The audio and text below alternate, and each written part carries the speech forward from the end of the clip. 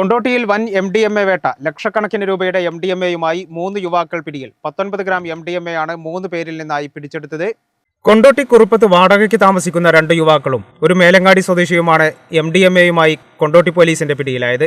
മേലങ്ങാടി കോട്ടപ്പറമ്പിൽ ഷിയാസ്, കരുവാരക്കുണ്ട് അണ്ടിക്കാടൻ വീട്ടിൽ അഫ്സൽ, കൊണ്ടോട്ടി വട്ടപ്പറമ്പ് പാമ്പുലാൻപാറ ഷാരൂൺ എന്നിവരാണ് അറസ്റ്റിലായത്.